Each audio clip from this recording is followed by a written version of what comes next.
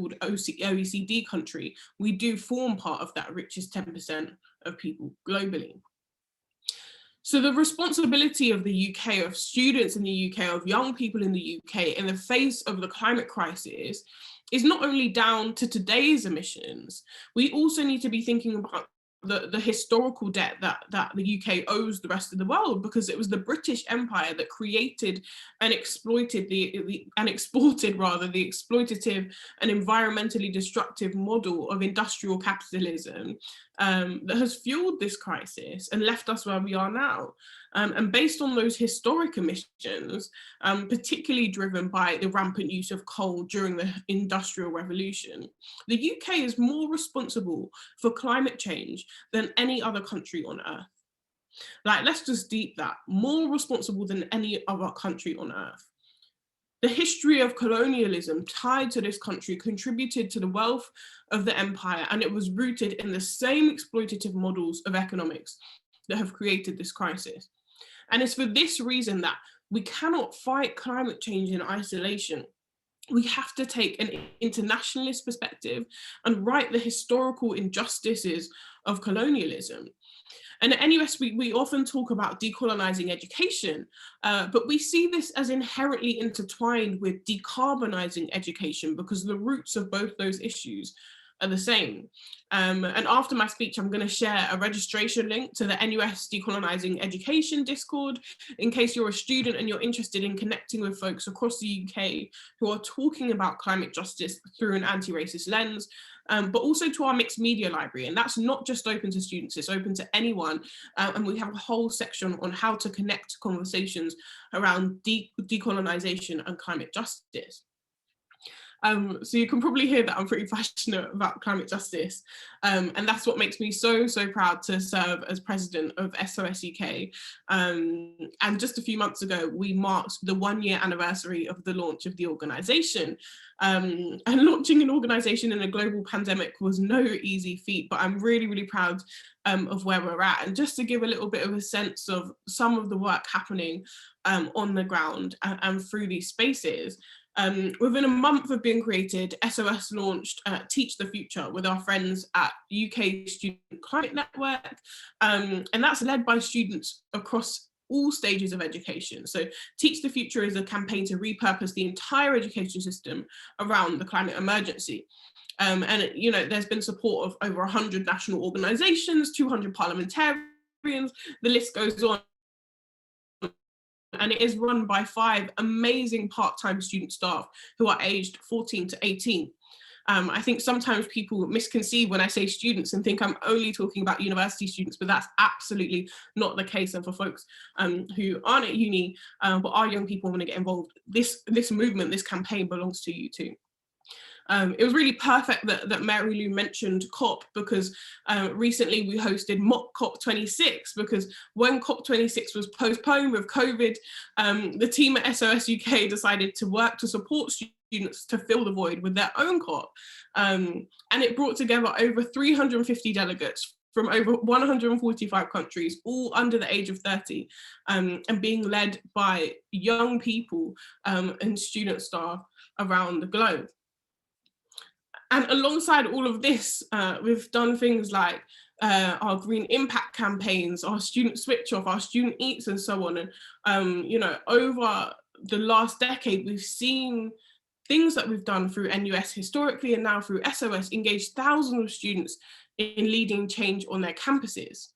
And for us, it's about creating those entry points. A student might start off talking about student switch off and go on to campaign for their university to divest from fossil fuels. A student might start off being on a green impact program and go on to transform their curriculum. And so each of the conversations you're having and the ways that you're unlocking an awareness of climate justice for other folks that you're interacting with, you don't know where that could lead to, and it's incredibly powerful. I'm coming to a close soon, but I just want to share with you that that we've also launched a podcast called Liberating Sustainability. And this is all about political education. It's about centering the feminist, anti-racist, liberatory nature of climate justice work around the intersections of sustainability, race, sexuality, class, gender, and ability, and all of that, making sure that we are deconstructing the exclusivity of sustainability, activism, and education. And so I do hope that you access it. And as I say, I'll drop some links below afterwards. One more thing that I'm really, really proud of is that, you know, in 2020, we marked the year where half of all UK universities had committed to divest from fossil fuels. And this is a huge achievement of student campaigners, student protesters who fought for many, many years to see their institutions cut ties with fossil fuel companies. And this campaign continues on through our decolonial organising as we seek to divest not only from fossil fuels, but from the arms trade too. And seeing that divestment has so much momentum, we want to also see universities pulling their investments out of fossil fuels and putting them into positive change. So we launched something called Invest for Change. And this is in the recognition that UK universities hold over £15 billion you know, in resources, and we want to see them invest in environmentally and socially just solutions, to engage with these investments proactively and to transform their structures to support more responsible policies and more responsible investments. So I say all of that to say, we're not talking about some abstract vision of a greener future. We're talking about the here and now. We're talking about social justice. We're talking about our lived realities as students, as young people, and about how we then go on to create just and sustainable systems for all people and all living things. And to be honest, that's scary. It is scary. And there's so much pressure mounting. And I know that a lot of folks face climate anxiety. And there was a speech a few months ago by US Congresswoman Alexandria Ocasio-Cortez, and she's by no means perfect, but a few months ago, she spoke brilliantly about embracing our fear. She reflected that, you know, in these moments of change, you know, thinking about the current lockdown, the hardship and loss of the COVID pandemic, you know, thinking about, of course, the climate crisis, the ecological emergency, climate breakdown. And we have to feel afraid of all that we face, she said. We have to, rather than let that fear numb us, let it radicalize us, let it fuel us, because there is a reason that when we feel afraid, our hearts beat faster. It's to get us ready. And that's why events like this are so, so important, because we're up against enormous fights here in the UK and around the world, but we do get to decide what we do and how we respond. And I know that organising with other young people across the country and across the world is the answer. For me, I'm 22 now, but since the age of 16, I've been fighting for a better, more just world. I started off my journey campaigning against sexual violence in college. I joined the Black Students Campaign at NUS to fight racism on our campuses at university. I've marched in the streets alongside so many students against fees, against austerity, against injustice, and that's when I feel most energized. That's when I feel the most courage. It's when I'm standing hand in hand, shoulder to shoulder, or, you know, I guess in this era, screen to screen with others who are fighting for peace, justice, and liberation. So to sum up there, my message to you is keep fighting, keep connecting with one another. And yeah, I hope to see you on a protest or another Zoom call really soon. Great, thank you so much. Again, such inspiring words. I know everyone will have a lot to take away from that. And I know you spoke a lot about intersectionality and stuff, which I know is something that has been a theme throughout the day about combination of movements. I'll pass on to Cameron to talk a bit more to our last speaker of the day. So yeah, now we've got Cameron Joshi, who's going to speak. Awesome. You've already heard from me a lot, so I'll try to keep this brief. But I think something I really want to talk about is the history of colonialism. I think that history really explains why racism and the issue of racism is not separable from the climate crisis. So I wanted to just say that the system that we're fighting, it exploits both people and planet, and it creates systemic racism to do both. And the climate crisis is a direct result from that system that we have. And I want to tell you that it's a new system, but it's not, it's actually very old. I want to tell you the story of how our system came into existence, because only by telling the story do you really get a sense of how interwoven the two issues of racism and climate change really are. because they always have been. The system that we live in of brutal inequality, of corporate power, of environmental destruction, and of systemic racism, it began in 1492. Columbus sailed to an island he called Hispaniola in 1492. It's the modern day Dominican Republic in Haiti. And actually, Columbus really only wanted one thing. He wanted gold. And he worked the people of that island, the indigenous Taino people, to death in order to get it. And he told them if they didn't bring him gold, he would cut off their limbs, or he'd cut off their heads, or he would kill their families. And it turned out there wasn't much gold in Hispaniola. So within 200 years, all of the indigenous people of Hispaniola had died. And they were killed, murdered in genocide. And the way Columbus justified this was because he said they were lazy. He said they had inhuman customs. He said they were animals. Then the conquistadors moved all over South America and did the same thing. In one silver mine, Potosi in Bolivia, the bones of the Native Americans who were worked to death to bring silver out of those hills and back to Spain and Portugal, the bones can stretch all the way from Potosi to Europe and back again. That's how many people were worked to death there.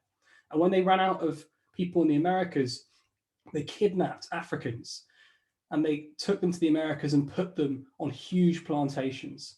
To build those plantations, they filled in wetlands, cut down forests, and destroyed habitats, all to build farms dedicated to just growing one crop for profit. And to that end, half of all the Africans they forced to work as slaves on those plantations died within 3 years. This was allowed to happen because the plantation owners said that these African people were inferior. They called them heathens, and they said their deaths were seen, even their deaths were seen as laziness. And it didn't stop there. Over the next few hundred years, this system expanded and became the dominant system on the globe. The profit that was reaped from slavery meant there was fair money to put into things like a steam engine and to extracting the first fossil fuels, coal, to make even more profit. But also there was spare money for the enclosure movement. Landlords in the UK and other European countries walled off common land that had been owned for generations by communities of peasants and brutally forced those people from the countryside where they could grow their food to the cities where they'd have to work in sweatshop factories for a wage to survive. They justified this by saying the European peasants were dirty or lazy. Those factories birthed the Industrial Revolution, allowing European nations to saturate global South markets with cheap goods for profit. And this gave them an intense economic control of global South markets. And soon they translated that into political control. And this political period of control of the global North over the global South, we know as colonialism. And it's a particularly dark period. But I wanted to tell you about a case study, the Congo, because it really brings together all the themes here. So the Congo was the private fiefdom of King Leopold II of Belgium. And the only reason Belgium ruled the Congo was to extract rubber and copper. And they put quotas on every single African person in the Congo. They had to produce these raw materials for the colonizers. And if they didn't, their hands would be chopped off, or their ears, or their legs, or they would be tortured, or their families taken hostage. In order to make the plantations to produce those raw materials, there was deforestation on a humongous scale that has not been recovered from even today. Over the period of colonization, the population of the Congo was reduced by half. More people died there from colonialism than did in the Holocaust. And the Congolese call this period the boule materi, which means break rocks. The Europeans justified the constant pillage, the constant environmental destruction, and the constant genocides with racism. And this was all designed to just extract wealth and bring it to the global North. For example, in India, over the time of British occupation, $44 trillion was extracted and taken to the UK. And this is probably something that some people here do know. But what I'm sure a lot of us don't appreciate is that today, the economic system that we live under is fundamentally the same. Right now, every year, over $2 trillion is taken from the global South to the global North. And this is in net terms every year. So that's 2 trillion more than any aid or any remittances or any cash that goes back the other way. And what's more, most of that cash is extracted in industries like agribusiness and mining. And they are also responsible for 50% of all global emissions and 80% of wildlife destruction. Of patterns emerging of a system that is solely built for profit, solely built to serve the needs of the 1%, and that destroys people and planet in order to do so. But the system is a social construct. It doesn't have to be this way. Maybe I'm not speaking to people who don't know that. I think we all know that. But what's more, I think what's important to note is that I'm speaking to people who feel it. Because as young people in the early 21st century, we have a very unique perspective. Our lived experience is as the first generation in hundreds of years whose living standards will be lower than our parents. Our wages are not enough to live on. Decades ago, a wage could pay for a house and a whole family of dependents. Now it barely pays for a shared rent for one person. It's a rarity for us young people to have housing security. Our mental health is suffering because of all of this. We're also the most diverse generation in terms of race, gender, sexual orientation.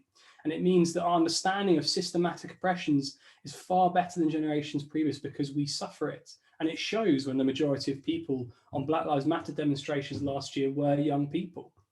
Our lived experience is of a world which is unfair, a world which is not built with our interests at heart. But this doesn't mean we lay down and just take it. We fight back. As young people in our daily lives, most of us either know that the world can be different, or we feel viscerally that the world has to be different. It can't be like this any longer. For hundreds of years, our economic system has run rampant. It could, because there was always more land, more people, more fossil fuels, more nature to exploit and destroy. But now there isn't. Half of all fossil fuels that were emitted, half of all global carbon dioxide emissions happened in the last 30 years.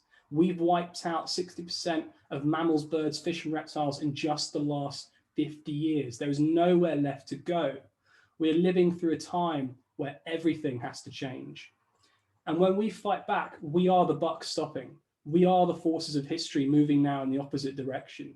We are the planet healing itself, and we are the system ending and a new one beginning. And we have to remember that on behalf of all the people who suffer under this system, it's our duty. It's our duty to see opportunities. It's our duty to find hope. It's our duty to win. And not just to win for ourselves. We have to see the opportunities that are around us. When we look at climate change and we notice that it touches so many issues, we have to recognize this means that we potentially have so many allies in our fight against climate change, climate breakdown, and climate injustice, so that we can start to dream of a world beyond climate change, a world where we change the things that we needed to change to fight the problem, a world of bountiful free time, of free public transport, of community-owned energy and democracy, and a world built for us and by us. And we have to ask ourselves, do we really want change? I mean, do we really, really want change? Because if the answer is yes, then we have to fight for it. And it's not enough to be politically aware, and it's not enough to just care. You know what I think? We need to just join movements. We need to join an organization and get active. So let's do exactly that.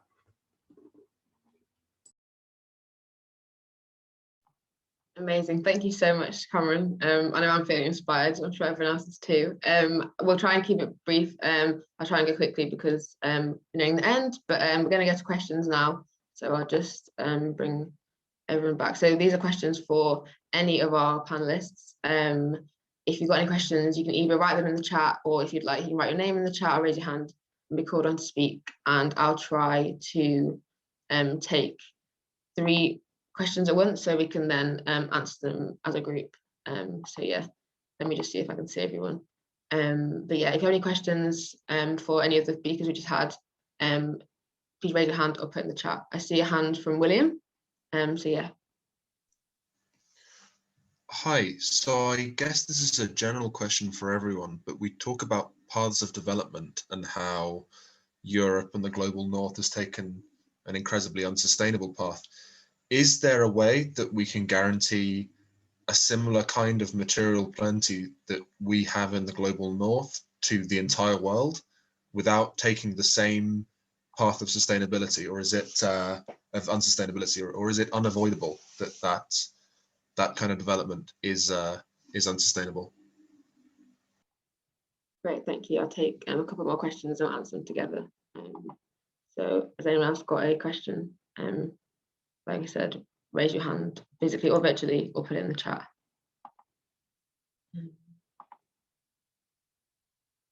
Okay, I can't see any of the minutes, so maybe we'll just answer that first question for now. To whoever thinks they want to take it, or you can all answer a bit.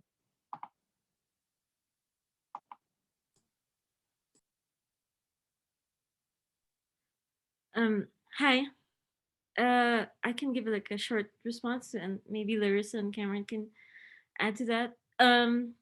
Sorry, I didn't hear the first part of the question. Like you're saying, do we have to develop in the same path as before? Is that was okay? So yeah, very direct answer is no. There are many different paths to development that do not exploit nature, that do not exploit people, that do not have these kinds of systemic injustices.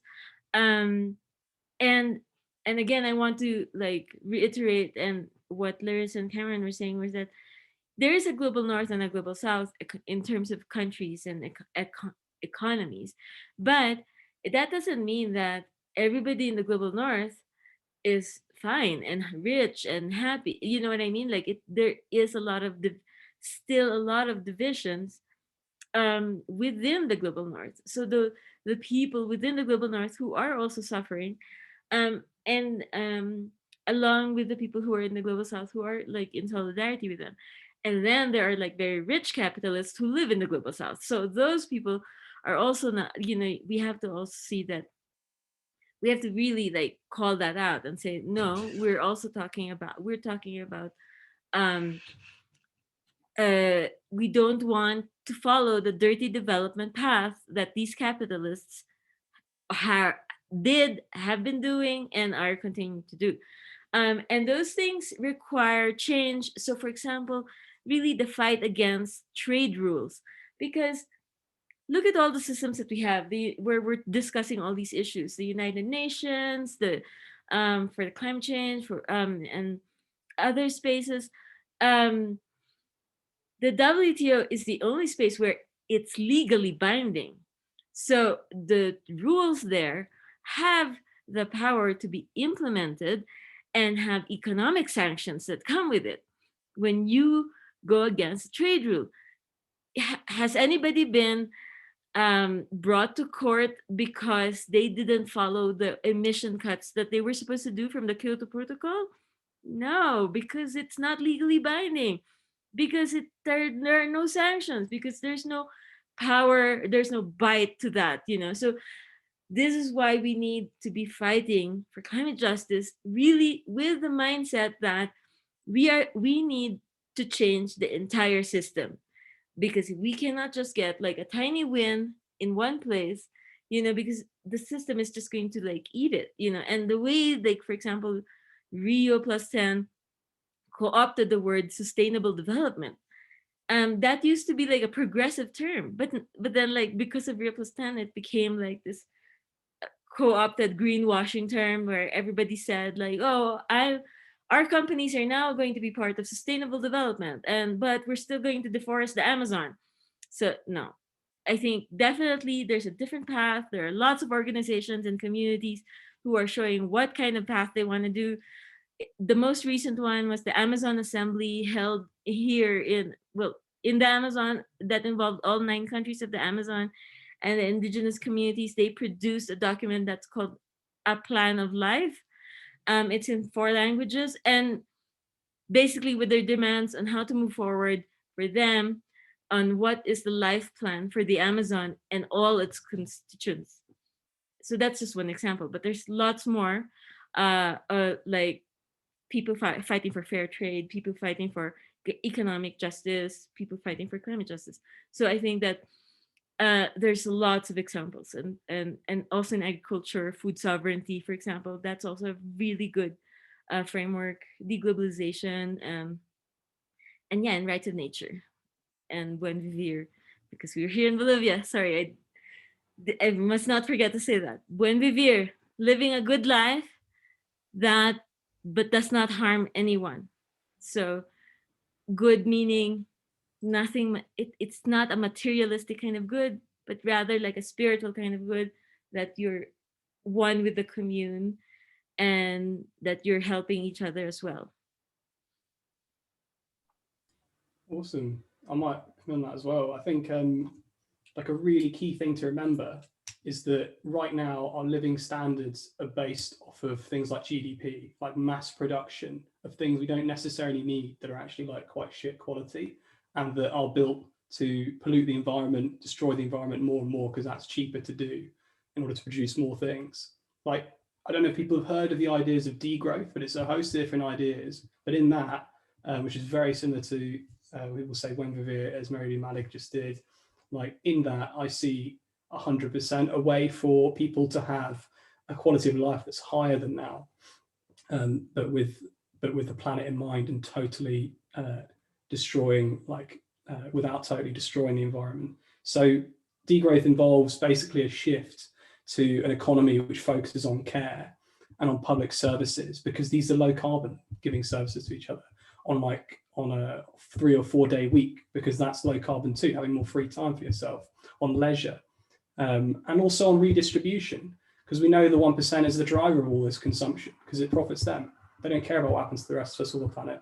So part of degrowth involves things like a mass debt audit to cancel the debts of the 99%. So we don't have to work to pay off any debts. We can relax. To cancel rents, huge progressive taxes on the 1% to take away their wealth and redistribute it. Carbon taxes so that it's not profitable to sell things that destroy the environment. And bans on public advertising. So it's not profitable or possible to try and sell us things we don't need. And I think the key thing is a radical democracy, so that we have a world and a society that does what we choose because we think it's important, not one that just does whatever's profitable because the 1% think it's fine. Great, thank you. I have to move on to the next questions, but these might be good for Larissa and Cameron specifically. So there's 2 questions in the chat which are quite similar. So the first one was from Amber, and it says, thank you so much, Cameron. I'm specifically interested in the intersectionality between climate change and racial inequality. How can someone get more involved in activism in this area, typically a university student? And Izzy has also said, as a university student, they're wondering if there are any groups where they can find for specific universities or how they can get involved in activism. So just general questions about student activism. And then maybe we'll do a final question from Hasadri as well. And then, yeah, if we could just have some brief answers because we're nearly finished. Yeah, that'd be great. Thank you. As in, like, I go now, okay. I was just wondering, in terms of looking toward new types of development, what connections the